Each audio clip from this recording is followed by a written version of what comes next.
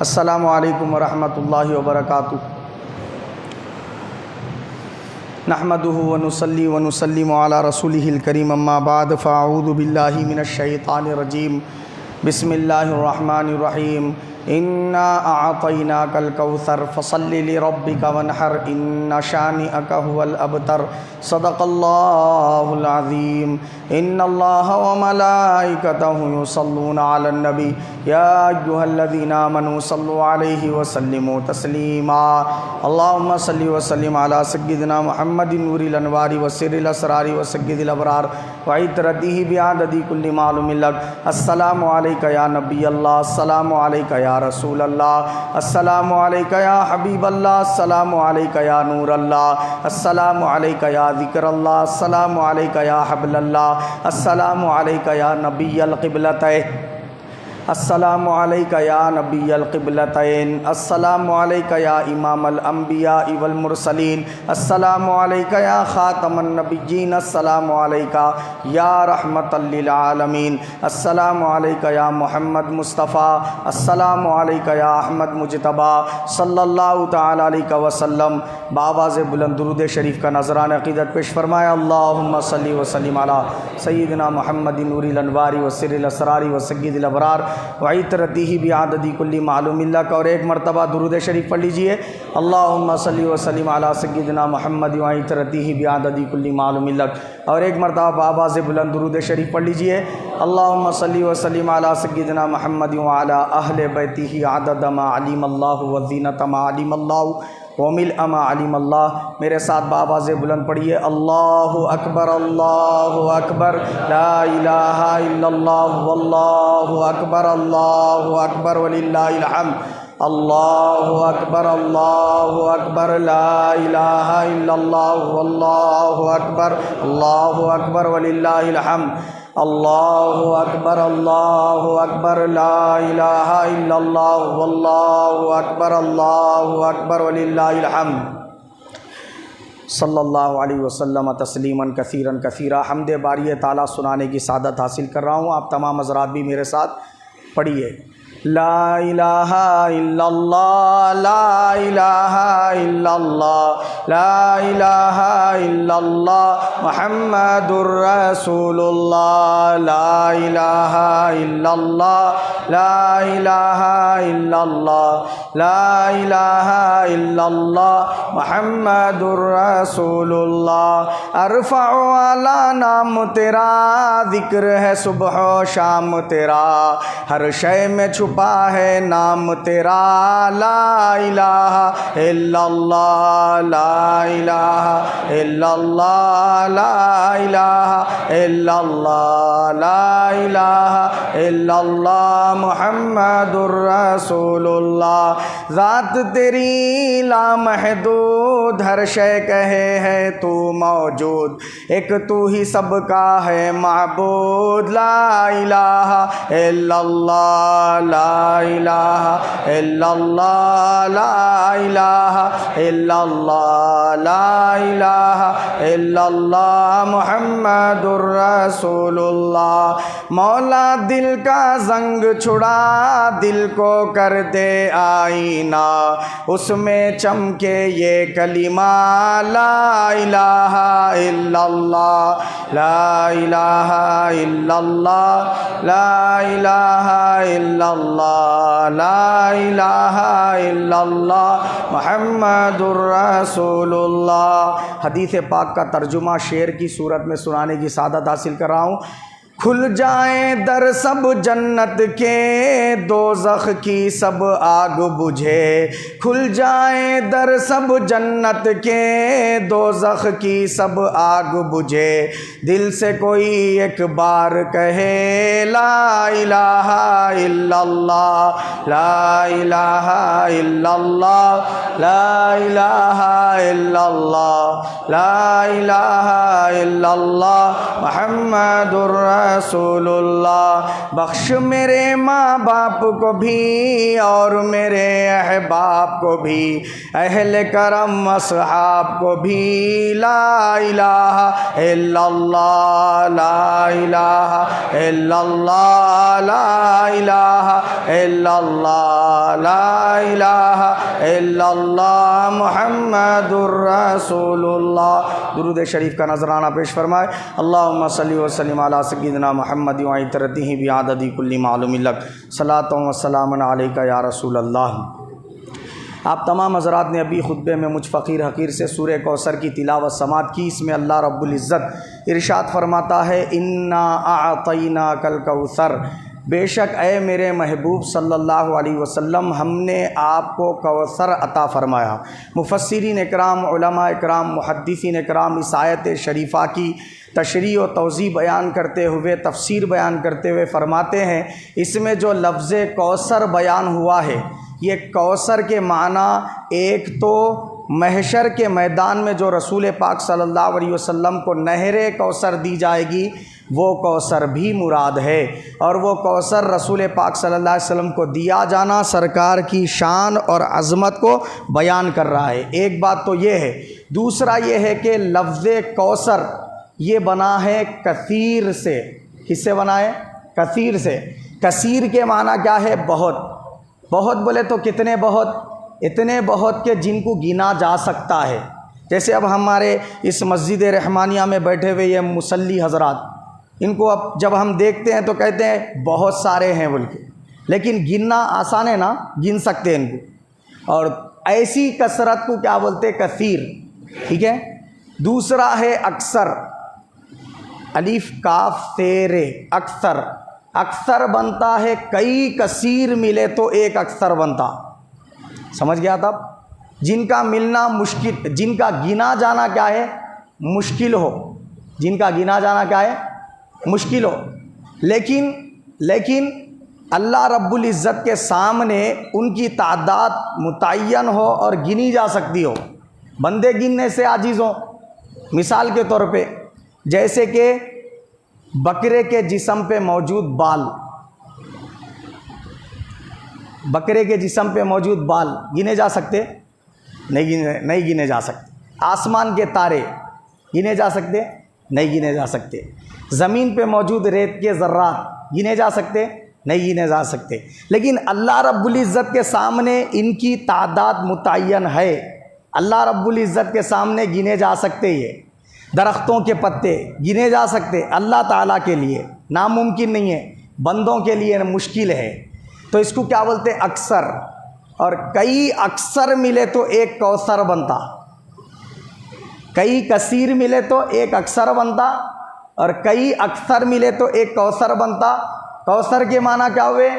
ایسی تعداد کے جن کا گننا مشکل تو مشکل، ناممکن ہے۔ اب مثلا فرشتوں کی تعداد، فرشتے کتنے ہیں؟ حدیث پاک میں حضور اکرم صلی اللہ علیہ وسلم نے ارشاد فرمایا کہ پوری مخلوقات کو اکٹھا کر کے اگر رکھا جائے تو وہ 1% ایک حصہ بنتا۔ اللہ کی بنائی ہوئی ساری مخلوقات کو اگر 10 حصوں میں بانٹا جائے اور ایک حصے میں پوری مخلوقات آ جائے گی اور 9 حصوں میں فرشتے آئیں گے بولے، یعنی ایک حصے میں تارے آ جا رہے، درختوں کے پتے آ جا رہے، ریت کے ذرات آ جا رہے، انسان کی تعداد آ جا رہی، جنات اور حشرات الارض، کیڑے مکوڑے اور پرندے مچھلیاں، سب کچھ ایک حصے میں آ گیا۔ حوریں، جنت، دوزخ سب ایک ہی حصے میں آ گیا، اور 9 حصے فرشتوں کی تعداد ہے۔ اب یہ تعداد کتنی زیادہ ہے جس کو گننا بہت مشکل ہے۔ ایسی جو ہے نا لامحدودیت کو کیا بولتے ہیں؟ کوثر بولتے۔ اور اللہ پاک کیا فرما رہا؟ انا اعطینا کل کثیر نہیں فرمایا، انا اعطینا کل اکثر بھی نہیں فرمایا، انا اعطینا کل کوثر فرمایا۔ یہ جو شان اور عظمت ہے کسی نبی کو نہیں دی گئی، ہمارے آقا و مولا محمد مصطفیٰ صلی اللہ علیہ وسلم کو دی گئی۔ اسی کوثر کا ایک حصہ نہر کوثر ہے۔ اتنا دیا اللہ نے رسول پاک صلی اللہ علیہ وسلم کو، اتنا دیا، ہر نعمت اتنا دیا کہ جس کا گننا مشکل تو مشکل ناممکن ہے، ہم بندے گن ہی نہیں سکتے، اب وہ اللہ ہی جانتا ہے کتنا دیا، لینے والے مصطفیٰ جانتے ہیں کتنا اللہ پاک نے دیا۔ بات گوشے گزار ہوئی۔ یہ اللہ کی شان اور عظمت، اللہ نے اپنے حبیب کی شان اور عظمت یہ حصے میں بیان فرمائی آیت شریفہ کی، انا اعطینا کل کوثر کہہ کر۔ اب دوسرے حصے میں آیت شریفہ کی کیا فرمایا؟ فصلی لربک ونحر، تو اے میرے محبوب ہم نے تو آپ کو اتنی نعمتیں دی، کوثر نعمتیں عطا فرما دی، تو لہٰذا آپ کیا کیجئے، آپ کے رب کے شکرانے میں نماز ادا فرمائیے۔ یہ نماز، جس نماز کا اللہ نے اس آیت میں حکم دیا، وہ نماز عید الاضحیٰ کی جو ہم واجب نماز ادا کرتے ہیں 2 رکعت 6 زائد تکبیروں کے ساتھ، یہ 2 رکعت نماز پڑھنے کا اللہ پاک نے حکم فرمایا۔ میرے محبوب وہ نعمت کے شکرانے میں آپ کیا کیجئے، ان کثیر نعمتوں کے شکرانے میں آپ کے رب کے لیے نماز پڑھیے۔ پھر کیا کیجئے، ونحر، قربانی ادا کیجئے۔ پھر کیا کیجئے، قربانی دیجئے۔ تو رسول پاک صلی اللہ علیہ وسلم کو اللہ پاک نے ڈائریکٹ حکم فرمایا، اور حضور کے واسطہ اور ذریعے سے پوری امت کو حکم فرمایا کہ جو بھی استطاعت رکھتا ہے قربانی دینے کی، جس سے متعلق ہم پچھلے کئی جمعہ سے مسائل سماعت کرتے ہوئے آئے، تو قربانی صاحب نصاب، مسلمان، عاقل، بالغ، مقیم اور کیا ہے مالدار شخص کے اوپر کیا ہے واجب ہے۔ یہ ہم نے جو ہے سماعت کیا، تو اس کے لیے لازم ہے کہ وہ قربانی کے ان 3 دنوں میں، عید الاضحیٰ، اس کے بعد کا دن، اس کے بعد کا دن۔ عید الاضحیٰ 10 ذی الحج کو ہوتی ہے، 11، 12، یہ 3 دن قربانی کے ہیں۔ مولا علی شیر خدا رضی اللہ عنہ سے روایت ہے کنز العمال میں حدیث پاک کہ آپ سے پوچھا گیا قربانی کے کتنے دن ہیں، تو حضرت علی مرتضیٰ شیر خدا رضی اللہ عنہ نے فرمایا قربانی کے 3 دن ہیں، عید الاضحیٰ کا دن، اس کے بعد کا دن، اس کے بعد کا دن، 10، 11، 12، یہ 3 دن قربانی کے ہیں۔ ان 3 دنوں میں اللہ تعالیٰ کو کوئی عمل اتنا محبوب نہیں جتنا محبوب قربانی کرنا ہے۔ بندہ جو قربانی کر کے خون بہاتا ہے اللہ کی رضا کے لیے، یہ عمل جتنا محبوب ہے اللہ کو ان 3 دنوں میں، اتنا محبوب طواف بھی نہیں ہے، اتنا محبوب نفل نماز بھی نہیں ہے، اتنا محبوب صدقہ خیرات بھی نہیں ہے، اتنا محبوب کیا ہے، آپ جو ہے کسی غریب کی مدد کر دیں، بیوہ کی مدد کر دیں، مدرسے کا تعاون کر دیں، کیا کیا نیکیاں کرتے پھرے، وہ سارے کے سارے نیکیوں کی اتنی زیادہ اہمیت نہیں ہے اللہ کی نظر میں یہ 3 دنوں میں جتنی اہمیت اور فضیلت قربانی کی ہے۔ تو ہمیں چاہیے کہ جتنا ہو سکے قربانی کرنے کے لیے جد و جہد کریں۔ کس کے لیے؟ قربانی کے لیے جتنا ہو سکے جی توڑ کوشش کریں اور رضائے الہی کے لیے قربانی کریں۔ اس میں ایک بات یاد رکھیں کہ جو شخص حرام کمائی کمانے والا ہے، سود خوری کرنے والا ہے، یا دوسرے حرام ذرائع کو اپنانے والا ہے، جس کے بارے میں شریعت نے قطعی طور پر بیان کیا کہ یہ حرام ہے، جیسے چوری کا مال ہے، جیسے لوٹ مار کیا ہوا مال ہے، کسی کے جو ہے مال پر ناجائز قبضہ جما کے جو ہے نا وہ مال ہے، یا پھر کیا ہے کسی کے جو ہے نا جائیداد پہ ناجائز قبضہ کر کے حاصل کیا ہوا مال ہے، تو یہ سارے مالوں پر قربانی واجب نہیں ہے، نہ ہی حج فرض ہے۔ ایسا مال کروڑوں کھربوں کی تعداد میں بھی ہو تو اللہ کے پاس اس مال کی کوئی اہمیت نہیں ہے، نہ اس پر زکوٰۃ فرض ہے، نہ حج فرض ہے، نہ قربانی واجب ہے، نہ فطرہ واجب ہے۔ اگر وہ دے گا بھی تو اس کو کوئی اجر، کوئی فضیلت، کوئی شان ملنے والی نہیں ہے، نہ دنیا میں نہ آخرت میں۔ یہ صرف اور صرف پاکیزہ حلال کمائی جو آپ کماتے ہیں، وہ کمائی میں سے اللہ کی راہ میں قربانی میں دیں، اللہ کی راہ میں فطرے میں دیں، اللہ کی راہ میں زکوٰۃ میں دیں، اللہ کی راہ میں حج کرنے کے لیے، عمرہ کرنے کے لیے سفر پر خرچ کریں، خیرات میں خرچ کریں، مسجد کے بنانے میں خرچ کریں، تعمیر جو ہے نا مدرسہ میں جو ہے نا تعاون کریں، یا پھر کیا کریں مدرسے کے لیے وہاں پر پڑھنے والے طلباء پر کیا کریں خرچ کریں۔ یہ سارے خیر ہیں، اور یہ راہ میں اللہ تعالیٰ کے خرچ کرنے پر آپ کو اجر دیا جاتا ہے، اور یہ روپیے آپ کو 1 روپیے کے بدلے 10 روپیے کر کے واپس کر دیے جاتے۔ آپ جب قربانی میں خرچ کر رہے ہیں پیسے، حتیٰ کہ وہ پاڑے کو یا بکرے وغیرہ کو چارہ کھلانے پر ہی کیوں پیسے خرچ نہ ہو، اگرچہ کہ وہ قصاب کی مزدوری میں دیے جانے والے پیسے ہی کیوں نہ ہو، تو قربانی کا جانور لانے سے لے کر اس کے ذبح کرنے تک جتنے اخراجات آپ قربانی کے ذمے کیا کرتے ہیں، خرچ کرتے ہیں، وہ سارے کے سارے پھر آنے والے سال سے پہلے 10 گنا اضافے کے ساتھ واپس کر دیے جاتے ہیں۔ یہ پہلی فضیلت۔ دوسری فضیلت، قربانی کرنے والا جب قربانی کرتا ہے تو وہ جانور کا خون زمین سے لگنے سے پہلے اللہ اس کی مغفرت فرما دیتا ہے۔ تیسرا، وہ مکان جہاں پر قربانی دی جاتی ہے وہ سال بھر صاحب مکان کے لیے مغفرت کی دعائیں کرتا ہے۔ اور چوتھا یہ کہ وہ جانور اپنے کھروں، سنگوں، اپنے چمڑے، گوشت کے ساتھ جس وقت لیا گیا تھا کتنا وزن کا تھا، 10 کلو کا تھا، 20 کلو کا تھا، بکرا 30 کلو کا تھا، یا پاڑا لیے 50 کلو کا تھا، 60 کلو کا تھا، 100 کلو کا تھا، تو یہ جو پاڑا ہے یا پھر یہ جو جانور ہے جتنے کلو کا آپ لیے تھے اس سے 70 گنا زیادہ وزن کے ساتھ محشر کے میدان میں آئے گا، اور حضور نے فرمایا اس کو اللہ رب العزت آپ کے نیکیوں کے پلڑے میں تولے گا، اس کا بھی وزن کیا جائے گا اور آپ کے نیکیوں کا وزن اس کی وجہ سے بھاری ہوگا۔ اور پانچویں فضیلت، وہ جانور قربانی کرنے والے بندے کے حق میں شفاعت کرے گا، اور پل صراط پہ سے جب گزرنے کی باری آئے گی تو وہ سواری بن کر اس کو جنت تک پہنچانے کی کیا کرے گا، خدمت کرے گا۔ اور چھٹویں فضیلت یہ کہ وہ جانور کے جسم پر جتنے بھی بال ہیں ہر بال کے بدلے ایک بڑی نیکی صاحب قربانی کے کھاتے میں درج کی جاتی ہے۔ یہ فضیلت اللہ کے حبیب نے بیان فرمائی، اور فرمایا حضور نے کہ جس گھر میں قربانی واجب ہونے کے بعد وہ شخص قربانی نہ کرے تو حضور نے فرمایا وہ ہماری عیدگاہ کے قریب نہ آئے، وہ بھلے یہودی ہو کر مرے یا عیسائی ہو کر مرے، ہمیں اس کی کوئی پرواہ نہیں ہے۔ بکرا بکری مینڈا مینڈی میں صرف ایک ہی فرد کی جانب سے واجب قربانی ادا ہوتی ہے، نفل قربانی کی بات نہیں ہو رہی، واجب قربانی کی۔ اسی طرح پاڑا ہو، گائے بیل بھینس بھینسا یعنی کھلگا اور اونٹ اونٹنی میں 7 افراد سے زیادہ افراد شریک نہیں ہو سکتے، ورنہ کسی کی قربانی نہیں ہوگی۔ صرف 7 افراد یا اس سے کم افراد ایک پاڑے میں شریک ہو سکتے ہیں، یہ خیال رکھیں۔ اور اس کے علاوہ اللہ کے حبیب صلی اللہ علیہ وسلم نے فرمایا کہ قربانی کرنے والا شخص قربانی کا جو جانور ہے اس جانور کے سامنے چھری یا چاقو خنجر تیز نہ کرے، کیونکہ اس کے سامنے تیز کرنے پر کیا ہوگا، وہ شخص وہ جانور کیا ہے 1000 بار پہلے ہی مر جائے گا، اس سے قربانی کے ثواب میں کمی ہوگی فرمایا۔ اور جانور کو جب ذبح کرنے کے لیے لٹایا جائے تو اس کا منہ قبلے کی طرف ہونا چاہیے، یہ افضل ہے۔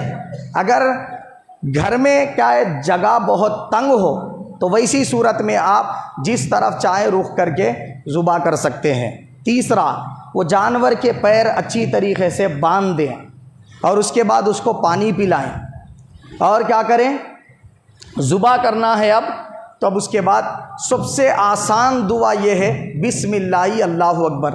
اتنا تو سب کو کہنے آتا، کسی کو نہیں آتا بلکہ نہیں ہے، پریشان ہونے کی ضرورت نہیں ہے۔ کسی کے پاس اگر دعا موجود نہیں ہے پوری انی وجہت وجہی للذی فطر السماوات والارض حنیفا وما انا من المشرکین ان صلاتی ونسکی ومحیای ومماتی للہ رب العالمین لا شریک لہ وبذالک امرت وانا من المسلمین اللہم منک ولک بسم اللہ واللہ اکبر، یا بسم اللہ اللہ اکبر بولتے ہوئے چھری پھرانا ہے آپ۔ تو جانور کا جو ذبح کرنے کے لیے چودھری یا قصاب وغیرہ جو ہوتا ہے وہ آپ کو بتا دے گا کہ کہاں پر آپ کو چھری پھرانا ہے، تو اس حساب سے آپ چھری اچھی طریقے سے مضبوطی سے پکڑیں، اور جب چھری پھرا رہے ہیں تو یہ یاد رکھیں کم از کم بسم اللہ اللہ اکبر آپ کو کہنا ہے، یہ لازم اور ضروری ہے۔ اگر یہ آپ نہیں بولے چھری پھرا دیے جانور حرام ہو جائے گا، وہ نہ آپ کھا سکتے نہ کسی کو کھلا سکتے، سیدھا پھینک دینا پڑتا، پھر نئے سرے سے قربانی کرنی ہوگی۔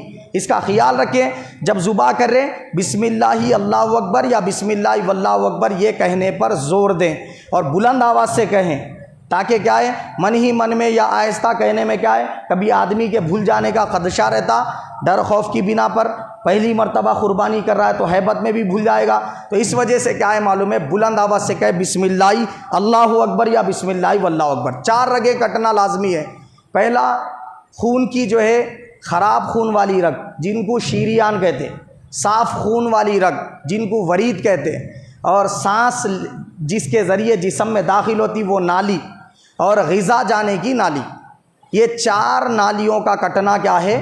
ذبح کرتے وقت ضروری ہے، بھلے بکرا ہو، پاڑا ہو، اونٹ ہو، کوئی بھی ہو، تو ان کے لیے کیا ہے؟ یہ 4 رگوں کا کٹنا ضروری ہے۔ اگر 3 رگیں بھی کٹ گئی، ایک خون کی، ایک سانس کی نالی اور غذا کی نالی، تو بھی کافی ہے، ذبح صحیح ہو جائے گا۔ بسم اللہ اللہ اکبر کہتے ہوئے چھری پھرانا ہے۔ پہلے بسم اللہ اللہ اکبر بول دیے، بعد میں چھری پھرا، یہ بھی غلط ہے۔ پہلے چھری پھرا دیے، بعد میں بسم اللہ اللہ اکبر بول رہے، یہ بھی غلط ہے۔ صحیح کیا ہے؟ بسم اللہ اللہ اکبر ایسا کہتے ہوئے چھری پھرائیں، اور جب چھری پھرا رہے تیزی کے ساتھ کیا کریں؟ ذبح کر دیں جب تک یہ 4 رگیں کٹ نہ جائے۔ بعض وقت کیا ہوتا، چھری مونڈ رہتی تو کیا ہے، تیز پہلے ہی کر لیں، پاڑے یا بکرے وغیرہ کے سامنے تیز نہ کریں، اس طریقے سے ذبح کر دیں۔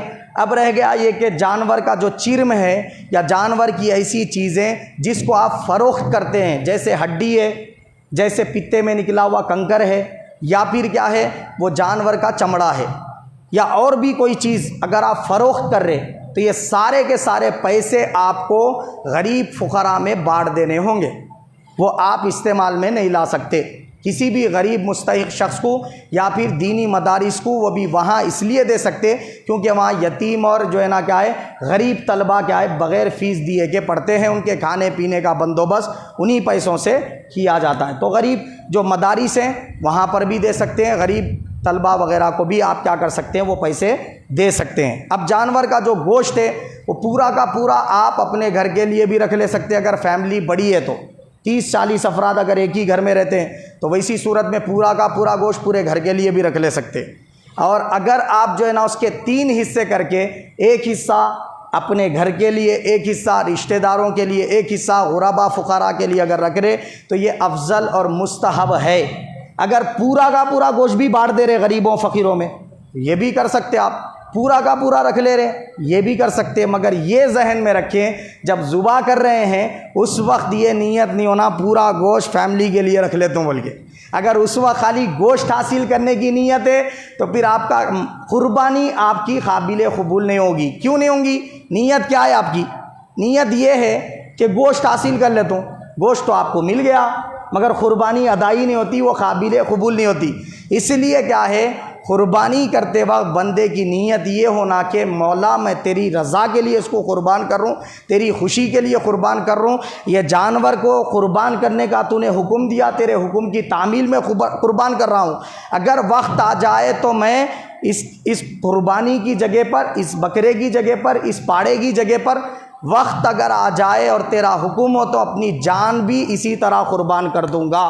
ایسے جذبے اور ایسے فیلنگ کے ساتھ آپ کیا کریں، ذبح کریں، تو انشاءاللہ تعالی جو فضائل احادیث میں بیان کیے گئے وہ جو ہے آپ کو ضرور ملیں گے۔ اللہ تعالی ہم سب کی قربانیوں کو قبولیت کا درجہ نصیب فرمائے۔ ایک آخری ایک بات جو ہے نا کیا ہے کلمہ تشریق کے تعلق سے وہ بڑی اہم ہے، وہ یہ ہے کہ 9 ذی الحج سے لے کر یعنی کل کی فجر سے لے کر ہفتے کی عصر تک آپ کو کیا کرنا ہے، ہر فرض نماز کے بعد کلمہ تشریق پڑھنا ہے، اللہ اکبر لا الہ الا اللہ واللہ اکبر وللہ الحمد۔ 1 مرتبہ پڑھنا واجب ہے اور 3 مرتبہ پڑھے تو افضل و مستحب ہے۔